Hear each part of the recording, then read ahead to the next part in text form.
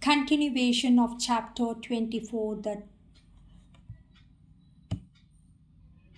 the trial by fire.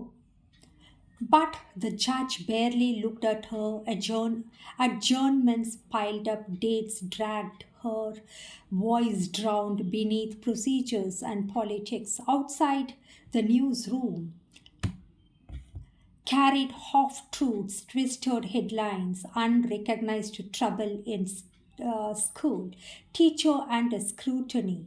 The headlines, the flash newses, unrecognized school in trouble, teacher under scrutiny, parents grew fearful, some withdrew their children, others questioned or directly suspicion in their eyes.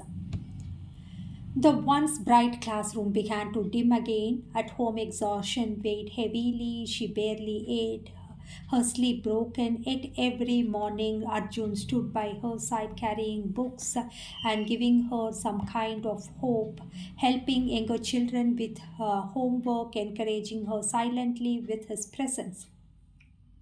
One night, as she sat staring blankly at her diary, he placed a cup of tea before her, little grown up boy in his 8 years. Amma, they are testing you. Her lips trembled. How much fire must one walk through before life says enough? Arjun met her gaze steadily, as much as it takes to turn you from iron into steel. The words sank deep. Raga straightened her shoulders, clutching the diary she wrote with firm strokes. This is not the fire meant to destroy me. This is the fire meant to shape me. The trial by fire was far from over, but Raga no longer felt like a victim stumbling in the flames. She was learning to walk through them, each step forging her spirit harder, brighter, stronger, and confident. The world wanted her to see her reduced to ash, but she is the embers from the ash. Instead, she would emerge confidently tempered. End of chapter 24. Chapter 25, the phoenix rises. For years, the fire had raged against her, threatening to turn into ash. But Raga was no longer merely surviving the flames; she was learning to rise from them. It began with an unexpected hand of support. One morning, as she left the courtroom after yet another adjournment, a middle-aged woman approached her. Her name is Rekha. She is an NGO supporter, and she was running and a social worker. She told, "We run a small NGO, madam, and we are for a desperate and destitute women like you, single, widow, discarded. It reminds us of ourselves. You should not fight alone. We have to join hands together." Raga blinked, unused to strangers offering solidarity. Why would you help me? Rekha smiled faintly, because when one of us stands, all of us stand a little taller. Through Rekha, Raga found a circle of women, teachers, activists, mothers who began supporting her openly. They attended hearings, spoke to parents, even helped her file petitions exposing the corruptions behind her harassment. The tide slowly began to shift. Parents who had withdrawn their children returned saying, "Madam, we trust you more than newspapers. Please teach our children again." For the first time in years, Raga felt the weight of isolation lift, replaced by the warmth of sisterhood. Her enemies did not stop, but Raga had changed. When inspectors arrived with threats, she met them with files and calm defiance. When rivals whispered slander, she countered with results. The children excelling in exams, mothers praising her dedication. Her resilience became her reputation. One evening during a small cultural event at the school, the children performed a skit on the theme, and they were very proud representing her. Our madam, she is like Amma, and she was really overwhelmed. They tried to bury me, but they forgot I am a seed, and seeds rise. As the school grew, Raga no longer saw it only as an institution. It was becoming a movement, an emblem of resistance, a sanctuary for children and women crushed by the same force that had once broken her. The phoenix was no longer in the ashes. She was rising, wings aflame, daring the world to look up at and witness her flight. End of chapter 25. Now we are in chapter 26, the gathering storm. The gathering storm. Just as the sky clears after monsoon, Raga knew too well the calm never lasted long. Every victory of us was a wound on the pride of her enemies, and wounds have a way of festering. Rajiv, her estranged landlord turned predator, had been silent for months, too silent. Rumors reached her that he had joined hands with a rising local politician. With his influence, money, and thugs, his reach was stronger than ever. He will strike again. Rekha warned one evening as the two women sat reviewing papers for the school's permanent recognition. Raha nodded grimly. Yes, and this time he won't come with half measures. The first signs appeared. Supply parents received anonymous calls warning them, pull your children out before it is too late. Some women from her staff were offered bribes to leave and spread rumors. One frightened teacher came to Raga in tears. Madam, they said, if I don't quit, they will hurt my husband. What should I do? Raga clasped her hands gently. Do what you want.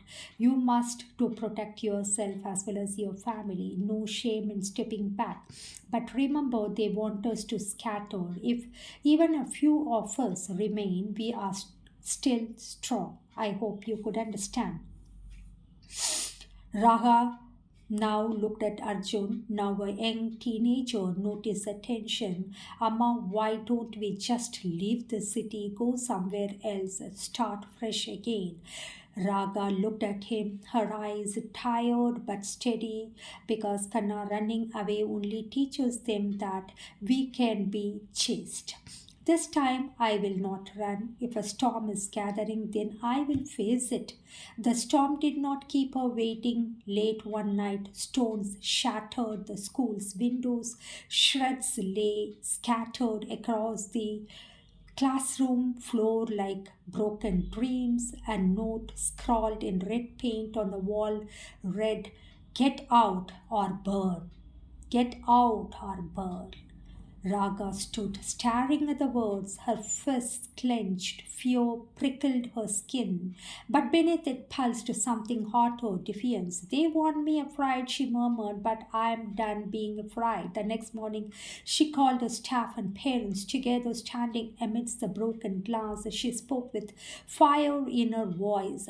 They will try everything, threats, lies, every violence, but let me tell you this.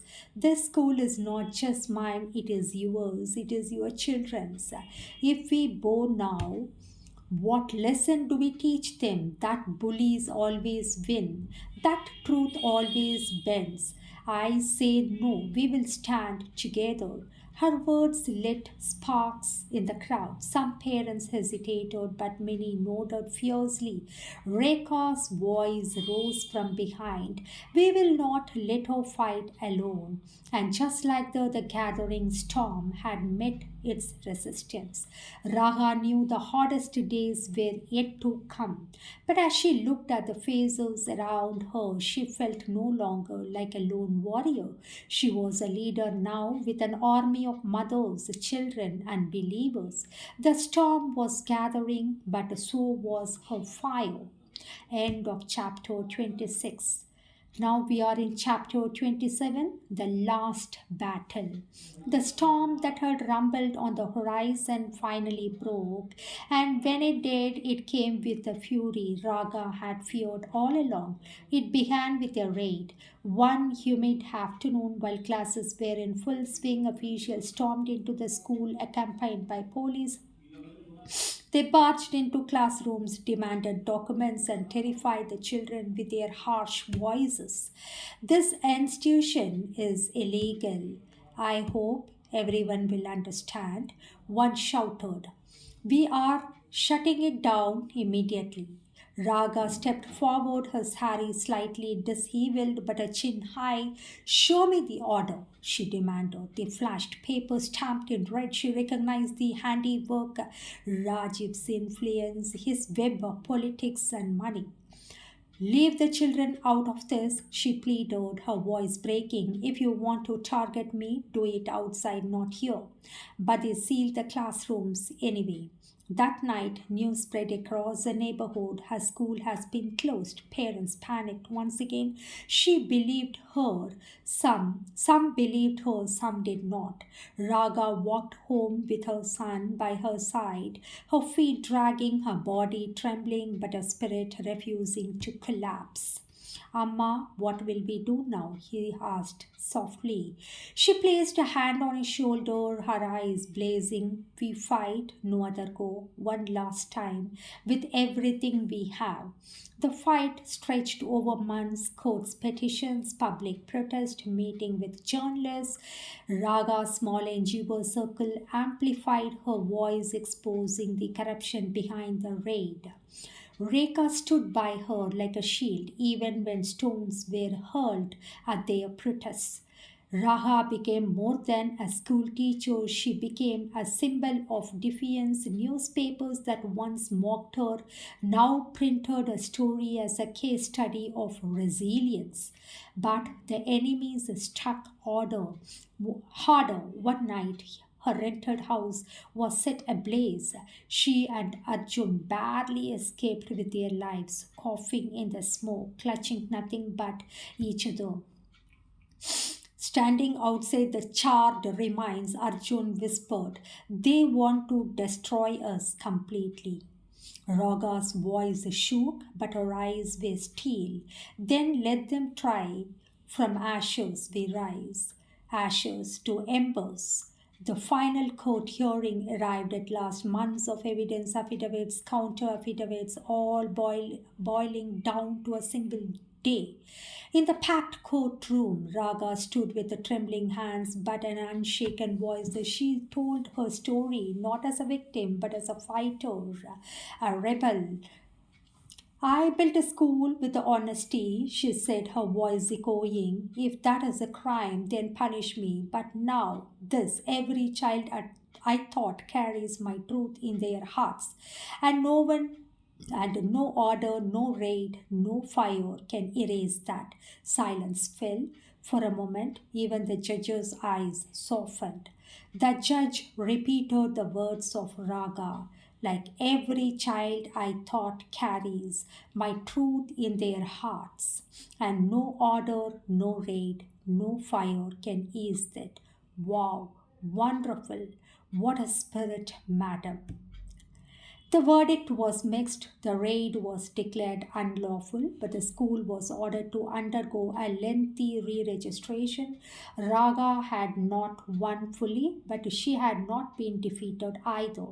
As she walked out of court, journalists surrounded her. One asked, "Madam, after so much loss, so much struggle, so much obstacles, hurdles, do you regret it all? How do you redeem? Is there any chance for these criminals to redeem?" Raga paused, then shook her head slowly. "Regret? No. I have walked through fire, and though I am scared, I am still standing. This is victory enough. So God will not redeem these criminals. No one can redeem them, even God cannot." That night, sitting behind Arjun under the open sky, she whispered, "Kana, the battle nearly destroyed us, but it also proved who we are, not victims, not fugitives, not survivors, not fugitives, but we are survivors, we are warriors." Arjun smiled faintly, leaning against her shoulder. "No, Amma, not just warriors. You are a phoenix. You are a phoenix. My mama is a phoenix." Her eyes brimmed, but her heart felt light for the first time in years. The last battle had scared her, but it had also freed her. The storm was past, the embers still glowed, and from them she was ready to rise again. End of chapter 27.